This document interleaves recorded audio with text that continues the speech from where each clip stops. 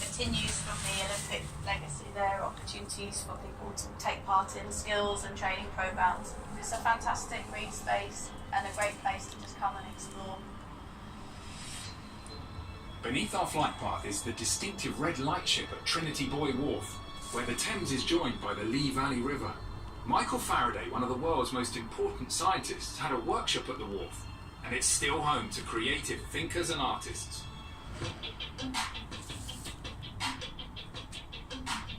We're at the Barco Generations chain store in Trinity Buoy Wharf. Parkour is largely about relative challenge, so it's never about just doing the biggest jump that anyone can, it's more about challenging yourself. And we've got this incredible facility to train at, and it's such a positive thing to have. I'm really looking forward to seeing what the space can do for the community. If you come from East India Station to here, there's all kinds of incredible installations, strange little pieces of street art, which kind of ties in quite well to parkour. Yeah, there's all sorts of weird and wonderful people doing interesting things down here. I made the fish as a temporary measure, and then someone was asking about a commission for a circus, so I thought I'd knock it together just to show them what they could have. We've spent the last year really taking rubbish air cranes and trying to make sustainable products. We made this rickshaw, which is obviously made from the fuselage. We're also making a DAB radio using the main thrust control, which is very exciting. Trinity Buoy Wharf feels like the last corner of old London. In a way, it feels like a little bit of industry coming back to what is historically a really industrial place.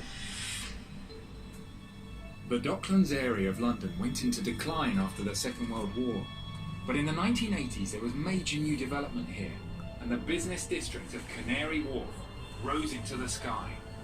It now contains many of the tallest buildings in the UK, and more than 100,000 people work in the district.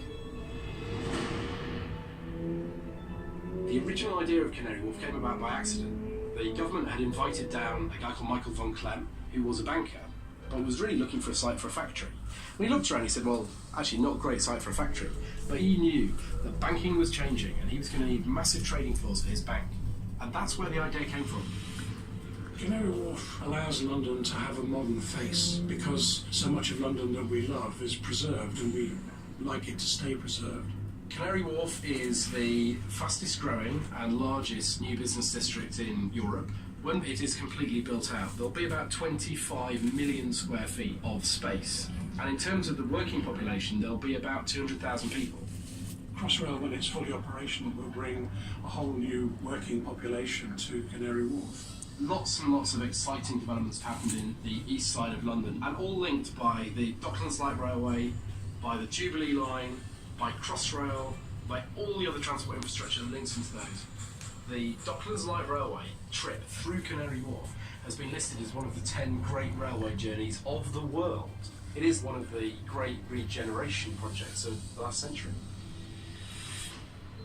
The River Thames has been the lifeblood of London since Roman times, and trading ships have plied its waters for centuries. As the size of ships increased, they needed powerful tugboats to guide them.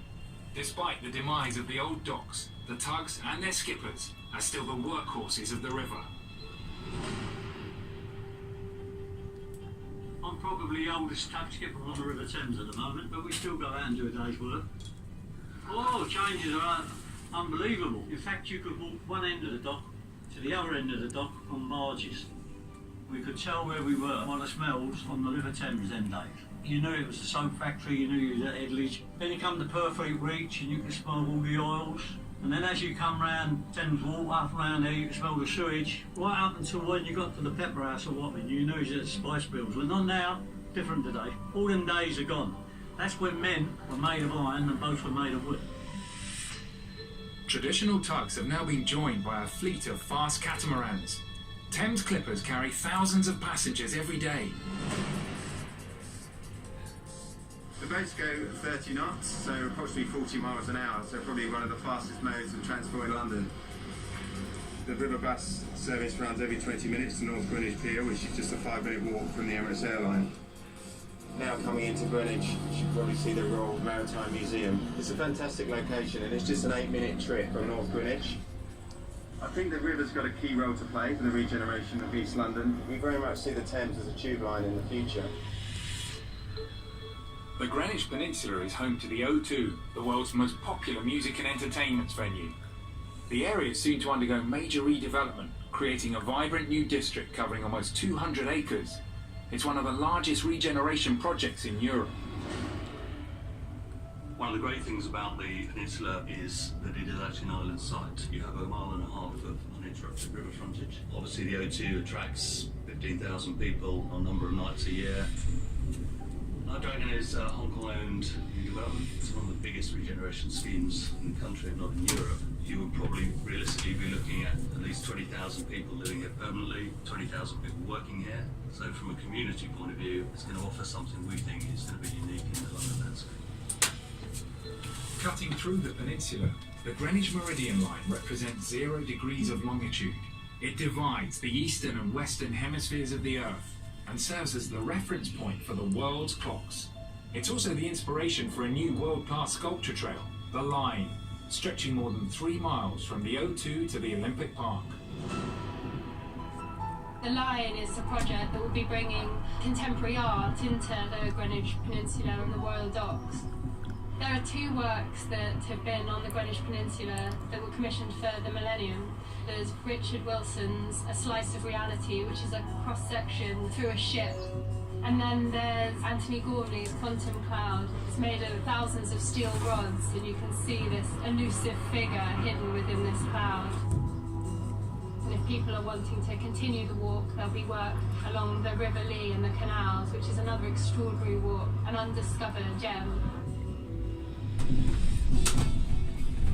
Thank you for flying the Emirates airline. Exit here for the Emirates aviation experience, the Thames Clipper, the O2 and transport links. Oyster, return and single ticket holders, please alight here and exit to the left.